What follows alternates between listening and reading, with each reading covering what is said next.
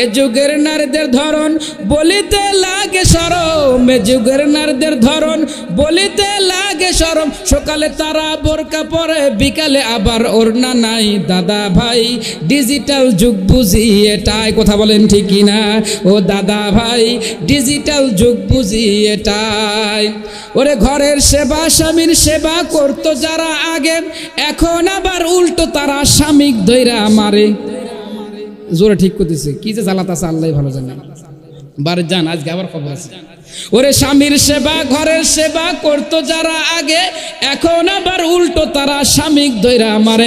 আবার কেস করিলে যাবজ্জীবন সারা পাওয়ার উপায় নাই। দাদা ভাই ডিজিটাল যুগ বুঝি এটাই, কথা বলেন ঠিক কিনা।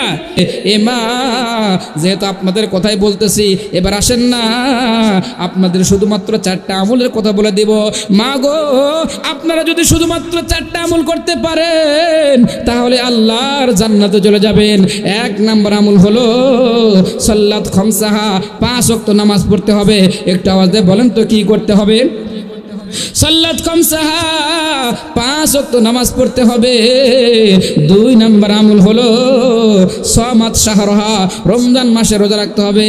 3 নম্বর আমল হলো হাফিজাত ফুরুজাহা, নিজের সতীত্বের হেফাজত করতে হবে, পর্দায় থাকতে হবে, কথা বলেন ঠিক কিনা।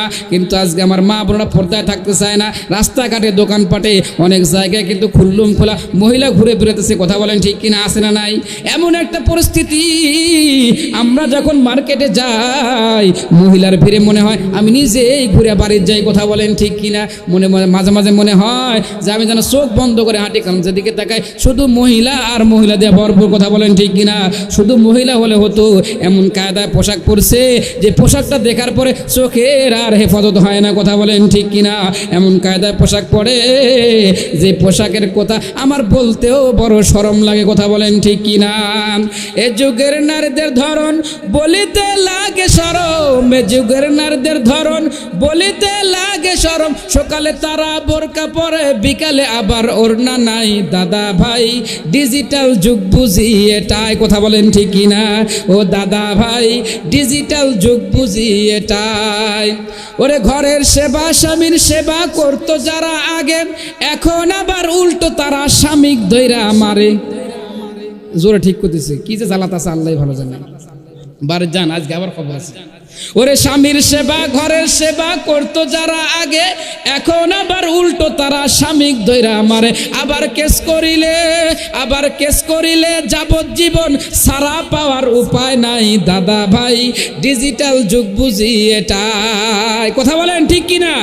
মা 3 নম্বর আমল হলো নিজের সতীত্বের হেফাজত করতে হবে, পর্দায় থাকতে হবে। মা 4 নম্বর আমল হলো আতাআত বালাহা, স্বামীর আনুগত্য করতে হবে। স্বামীর আনুগত্য করে তোমার স্বামীকে তুমি যদি খুশি করতে পারো, তুমি মরার পরে স্বামী যদি বলে আমার স্ত্রীটা ভালো ছিল, আমি স্ত্রীর প্রতি সন্তুষ্ট আছি, তাহলে ওই স্ত্রীর প্রতি আমার আল্লাহও সন্তুষ্ট হয়ে যাবে। যেরকম সুবহানাল্লাহ। এজন্য মা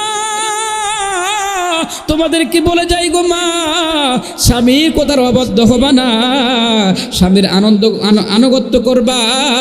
স্বামী যেটা বলবে যদি জায়েজ থাকে, জীবন থাকতে তার উল্টো দিকে চলবে না, কথা বলেন ঠিক কিনা। এই হলো 4টা আমল। মা বোনা যদি এই 4টা আমল করতে পারে তাহলে হাসতে হাসতে আল্লাহর জান্নাতে চলে যাবে। যেরকম সুবহানাল্লাহ। এখন আসেন না, যুবক ভাইরা যখন মেয়ে দেখতে যাবে তখন কয়টা গুণ দেখতে হবে? 4টা গুণ দেখতে হবে। ওইদিকে কিন্তু হুজুর কিন্তু জেলখানার মধ্যে বন্দী, মনে আছে আপনাদের? ইমামে আজম আবু হানিফা রাহমাতুল্লাহ আলাইহি প্রমাণ করবে আল্লাহ আছে না নাই। এ বন্ধু, আমি কিন্তু বলেছি আল্লাহ যা করে মানুষের ভালোর জন্য করে, মনে আছে আপনাদের?